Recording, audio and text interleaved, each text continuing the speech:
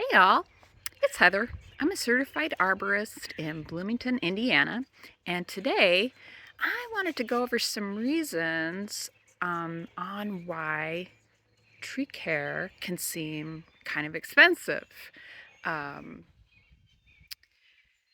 the first one has kind of impacted a lot of small companies a lot. It would be the cost of gas. A lot of larger equipment uses diesel. Diesel went up a lot. Um, even for chainsaws that are battery powered, um, the batteries are really expensive. That's really what you're paying for. Battery equipment can be expensive. Just mileage time. Anytime someone is coming to your house, if it's a plumber, electrician, or an arborist, when they set out for your house, they need to be charging mileage time. Um, that's one thing too. If you are on a little bit of a budget, you might check on Google Maps and find where the business is in relationship to your place. I know a lot of people, just because of gas prices, have gone to a reduced size in their coverage area. I know I have. I'm only working in Monroe County now. Um, but anyway, so if you are on a budget, you might be able to use a different company closer to you, and that would save on mileage time. So another reason that tree care can be expensive is certification, licensing, and business fees. Um, Really, I do know some people who are still going for their ISA certification, and I have no problems recommending them because I know they're doing the work. I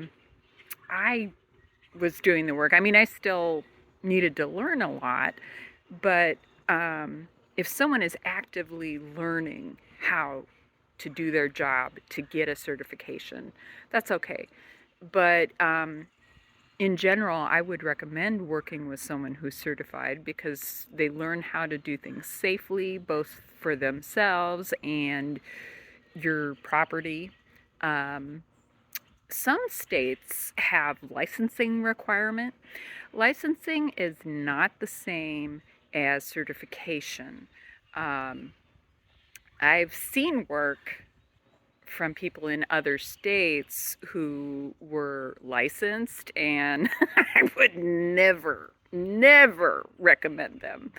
Um, you know, so licensing is a cost, and also just for businesses, there are, you know, you got to turn in taxes, and every other year there's a business entity filing. It's not ridiculous, but um, if you're working with a legit company, just to be in business, they do have fees that have to be paid for.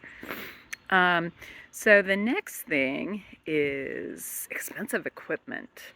Yes, companies that are typically doing removals, they might need to use a crane truck or lift trucks.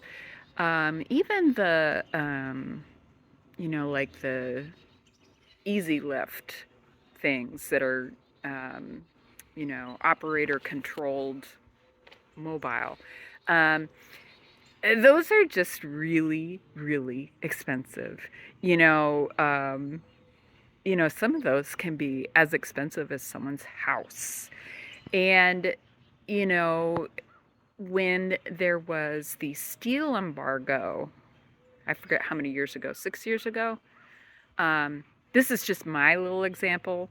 Um, when steel went up so much because of the tariffs, um, someone had stolen my big handsaw, And the first one I bought, I think it was like $119 or $109. So when I had to replace it, um, it was $200. So, translate that to some of the larger equipment, that's all made of steel. Um, Everything went up. So, another thing that makes tree work expensive, and this is on a scale like, obviously my insurance isn't as expensive as someone who has large equipment. I'm sorry, I don't have gloves on, so it's a little chilly, so my hand is shaking a little bit. Um, Insurance. And if you work with someone who is not insured, shame, shame, shame, shame. It's not safe for them. It's not safe for you. It's not a good practice. But anyway, so as far as OSHA and insurance companies are concerned, forestry and arboriculture are actually the most dangerous careers you can have. And so, you know, especially, if you work over X number of feet, like, I don't go over 30 feet myself. Um, it, it is expensive insurance. So that is one reason why. Another thing, this is more for me. I know some people, like if you're just doing removals, this isn't as applicable. But, when you work inside, no matter how crap the weather is, you can go to work and work inside.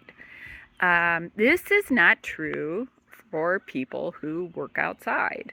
And so, like for me, I really, in order to prune, since I don't really do removals, like I might do some Bradford pear removals, but it's not how I make money. Um, the wood of the trees and shrubs that I work on need to be dry in order for me to not spread disease around. So, um, and obviously too, like, if we have a big storm, we have to wait that out. Granted, that's going to make some people money anyway. But it's, so there are days when companies are down, and the days that they do work, those days do need to recoup for days that are weather days. Okay, so we're getting down to the last three. So just like plumbers, electricians, anyone that comes to your house, the hourly fee that is charged is not what the arborist makes. The hourly fee is what it costs for a business to be in business. And so all the bills get paid first. And, as a business owner, you tend to be paid last. So I know a lot of people have compared what I charge an hour to what they make an hour. But, these same people have health insurance, life insurance, pensions. And, at the end of the day, someone who works for themselves has to come up with that stuff out of their own pocket after all the bills are paid. So getting down to the last two. Okay, so I've never actually told anyone this. I felt like it, but I guess I thought it wouldn't be helpful in the situation.